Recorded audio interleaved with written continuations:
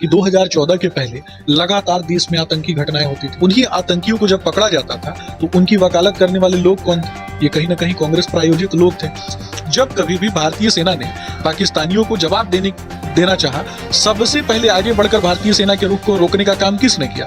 कांग्रेस प्रायोजित तंत्र ने किया। और पुलवामा की घटना होती है, उसके बाद घर में घुस करके मारने का काम, उनकी छाती पर वार करने का काम किसने किया? नरेंद्र मोदी जी की सरकार ने।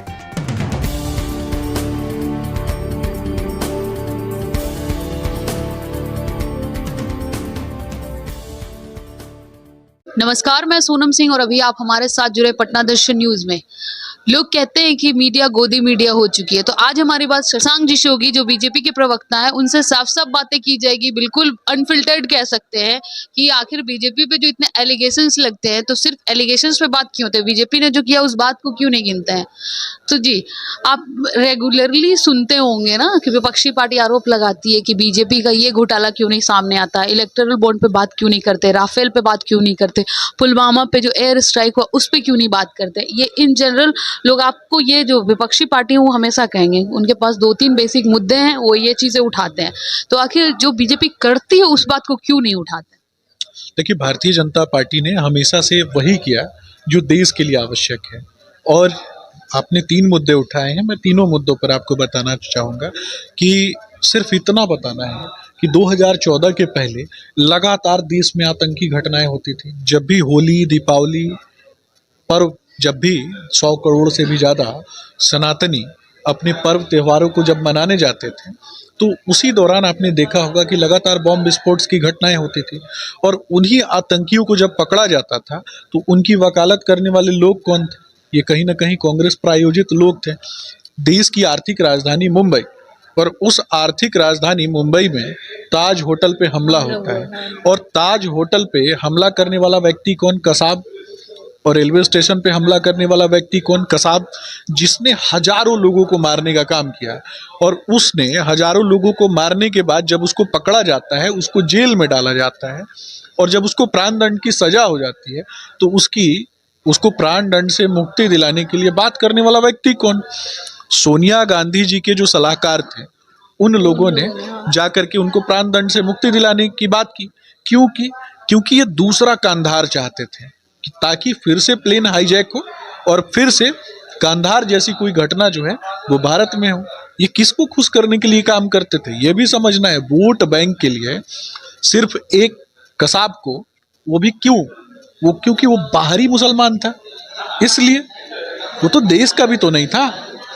लेकिन इसके अलावा मैं पूछना चाहता हूं कि अभी आपने पुलवामा की घटना की बात की।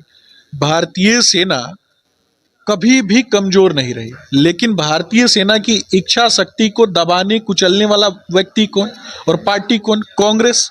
जब कभी भी भारतीय सेना ने पाकिस्तानियों को जवाब देना चाहा, सबसे पहले आगे बढ़कर भारतीय सेना के रुख को रोकने का काम किसने किया? कांग्रेस प्रायोजित तंत्र ने किया और कांग्रेस के रक्षा मंत्रियों ने किया। लेकिन जैसे ही भारतीय जनता पार्टी की सरकार बनती है और पुलवामा की घटना होती है, उसके बाद घर में घुस करके मारने का काम, उनकी छाती पर वार करने का काम किसने किया? नरेंद्र मोदी जी की सरकार ने किया। लेकिन इस बात को भी वो लोग झुठलाते हैं। देखिए, उनको ना केजरीवाल को और लालू जी को, तेजस्वी जी को और राहुल जी को साथ ले जाना चाहिए था क्या एयर स्ट्राइक करने के लिए? ये भी बता दे, या फिर उनको पहले बता देना था ताकि वो अपने मित्रों को, पाकिस्तान के मित्रों को बता सके, ताकि भारत के सेना के जवान जो उधर गए थे फिर से उनकी हत्या हो जाए, उनको शहीद होना पड़े। और केजरीवाल का आपने नाम लिया, उन्होंने भी कहा कि जेल में मुझे कहीं ना कहीं मारने की साजिश की जा रही है। देखिए, सिर्फ इतना समझना है, देश की जनता को मूर्ख बनाने में अगर सबसे उस्ताद कोई है ना तो वो केजरीवाल है। कहीं ना कहीं गिरगिट की तरह रंग बदलने में अगर कोई सबसे ज्यादा, मेरा स्पष्ट रूप से मानना है कि गिरगिट जिसको देख के शर्मा जाए रंग बदलने में, उसके साथ कंपटीशन करने में गिरगिट भी फेल्योर हो जाए, उस व्यक्ति का नाम केजरीवाल है। और ये क्यों है मैं बताना चाहूंगा। कहा था कि बच्चों की कसम खाते हैं, कांग्रेस के साथ नहीं जाएंगे, कांग्रेस के साथ चले गए। लेकिन इसके अलावा ये भी समझना है कि जेल जो है ना, तिहाड़ जेल किसके अंतर्गत आता है? तिहाड़ जेल के जेलर को किसको रिपोर्ट करना पड़ता है? तिहाड़ जेल का लॉ एंड ऑर्डर जो है वो दिल्ली सरकार के अंतर्गत आता है। यानी सुनीता केजरीवाल जी उनको मारना चाहती है, ये बता दे वो। और वहां पे बैठ के जो मटन बिरयानी दबा रहे हैं, ये मटन बिरयानी किसके द्वारा प्रायोजित है, ये भी बता दे। और वहां बैठकर अलग अलग तरीके की जो मिठाई खा रहे हैं, ये किसके द्वारा प्रायोजित है, ये भी बता दे। केजरीवाल का कहा जाता है कि आप पार्टी का जब गठन हुआ इन द सेंस सबसे ज्यादा रोल अन्ना हजारे ने प्ले किया, बट फेस वैल्यू मिल गया केजरीवाल को। आखिर किस कारण? बस देखिए, अन्ना हजारे को धोखा देने का काम केजरीवाल ने किया। केजरीवाल ने आम आदमी का चोंगा पहन के आम आदमी के बीच में रह के कहीं ना कहीं सबसे पहले अगर किसी का गला घोंटने का काम किया तो आम आदमी के सपनों का गला घोंटने का काम किया। अब एक और प्रश्न छूट गया था इलेक्टोरल बॉन्ड वाला, उस पर भी मैं जवाब देना चाहूंगा।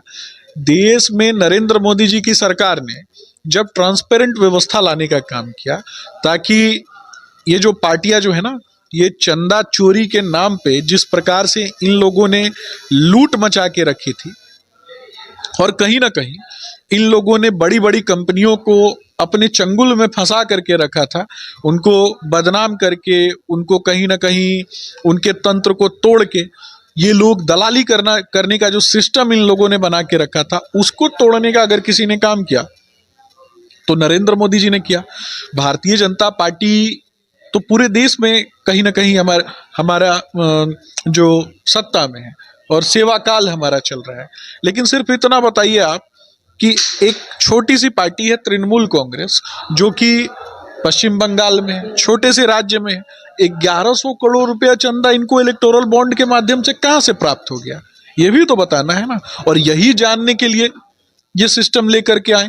और ये विपक्षी पार्टी ये भी कहती है कि बस जिसको अगर बीजेपी शामिल नहीं होती है, बीजेपी में अगर कोई शामिल नहीं होता है तो ईडी और सीबीआई का धमकी दिया जाता है। क्या इसमें कितनी सत्यता है? देखिए, भारतीय जनता पार्टी में जो भी शामिल हुए कि और वैसे अगर किसी व्यक्ति पर ईडी और सीबीआई ने अगर रेड किया था तो उस पर से कोई भी केस समाप्त नहीं हुआ है। ईडी सीबीआई अभी भी वैसे लोगों को देख रही है, लेकिन जिन लोगों को सजा याफ्ता मुजरिम कोर्ट ने बता दिया कि ये लोग मुखिया का चुनाव नहीं लड़ सकते क्योंकि ये मुजरिम है और स्पष्ट रूप से चोरी करने के आरोप में जो जाता है उसको चोर कहते हैं ना। तो जो चोर है, अलकतरा चोर है, जो चारा चोर है, जिसने बिहार के लोगों का भविष्य चोरी कर लिया, वैसा आदमी तो घूम घूम के निठल्ला जैसा प्रचार कर रहा है। तो इस पर जवाब देना चाहिए ना। तो आपने सुना किस प्रकार से सिर्फ बातें अगर बीजेपी की होती है तो कभी कोई बात ये नहीं करता कि बीजेपी ने क्या किया, क्या नहीं कर पाए।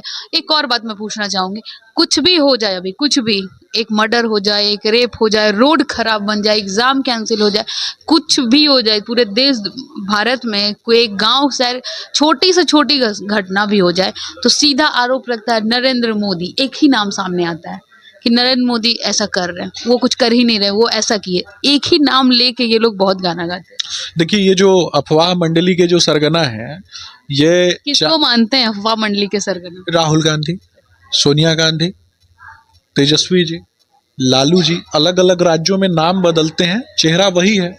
कहीं ना कहीं रामचरितमानस में राम और रावण के बीच लड़ाई चल रही थी तो रावण कौन था? रावण का चेहरा अलग अलग राज्यों में बदलता रहता है। ये रावण की तरह जिन लोगों ने देश को लूटने का काम किया तो अलग अलग राज्यों में इनका चेहरा और प्रारूप बदलते रहता है, नीति और नियत नहीं बदलती है।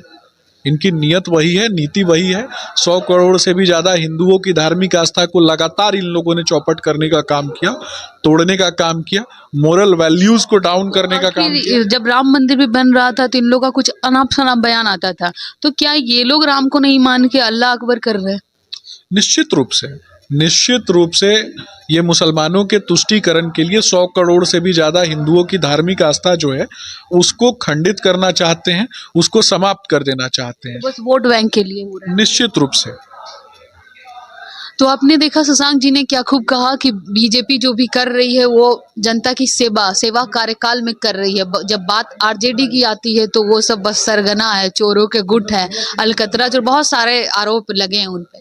अब आप क्या सोचते हैं इस प्रकार से इन्होंने जो जवाब दिया और बीजेपी पे जितने एलिगेशंस लगे हैं वो सारे, आपकी थॉट प्रोसेस क्या है? आप इस विचार पे क्या सोचते हैं? हमारे कमेंट बॉक्स में जरूर बताएं। फिलहाल के लिए इतना ही, मिलते हैं अगली खबर में।